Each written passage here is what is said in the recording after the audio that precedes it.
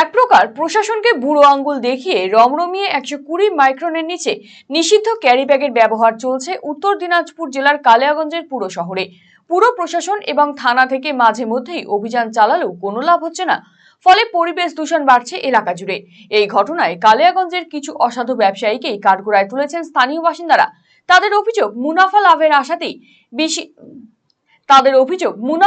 আশাতেই নিষিদ্ধ ক্যারিব্যাগ তৈরি করে চলেছে তারা। কালিয়াগঞ্জের বিভিন্ন বাজারঘাটে গেলে দেখা মিলবে এই ক্ষতিকারক প্লাস্টিকের ক্যারিব্যাগের মধ্যে খাদ্য সামগ্রী বহন করে বাড়ি নিয়ে চলেছেন ক্রেতারা। সাধারণ মানুষ হিসেবে এইটুকুই বলবো, পরিবেশকে যে হারে দূষণ করছে এই ক্যারিব্যাগ, সেই ব্যাপারে আমাদের জনসাধারণের তো সচেতন হওয়া উচিতই। আমরা যতটা পারি ব্যবহার থেকে নিজেদেরকে দূরে রাখবো।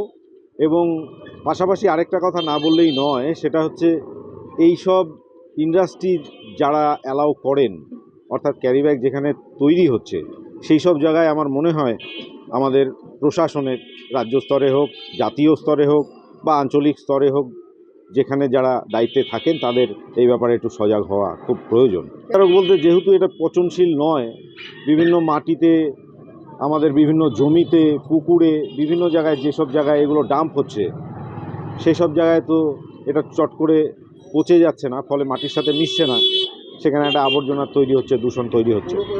অপরদিকে পুরপতি রামনিবাস সাহা জানিয়েছেন, বিভিন্ন সময় বাজারগুলির পাশাপাশি ক্যারিব্যাগ কারখানায় অভিযান চালানো হয়, সেই সঙ্গে মানুষকেও ক্যারিব্যাগ ব্যবহার থেকে বিরত থাকতে সচেতনতামূলক প্রচার চালানো হয়, কিন্তু তা সত্ত্বেও গোপনে এই কর্মকাণ্ড চালানো হচ্ছে। এর বিরুদ্ধে শীঘ্রই ফের অভিযানে নামা হবে।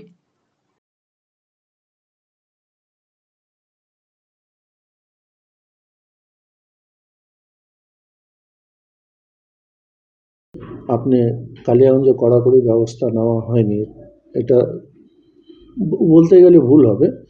কেননা আপনি জেলাতে দেখবেন ক্যারি ব্যাগে যা আমরা ফাইন করেছি, আমরা কিন্তু 1 নম্বরে আছি।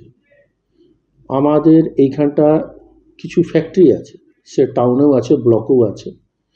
সে ফ্যাক্টরিগুলোতে আমরা রেড করতেছি, এদেরকে বোঝানো হচ্ছে যে আপনারা 125 নিচে মাইক্রোর আপনারা ক্যারি ব্যাগ তৈরি করবেন না। আমরা প্রথম অ্যাটাক আমরা ফ্যাক্টরিগুলোতেই করতেছি এবং অনেকটা সাকসেসও হয়েছে, আগের থেকে অনেকটা কমছেও। তাও আপনাকে আমি কথা দিচ্ছি, আমি এর মধ্যেই দেখবেন আবার 1-1.5 মাসের মধ্যেই, কয়েকদিনের মধ্যেই আমরা আবার প্রথমে আমরা ফ্যাক্টরিতেই আমরা অভিযান চালাবো।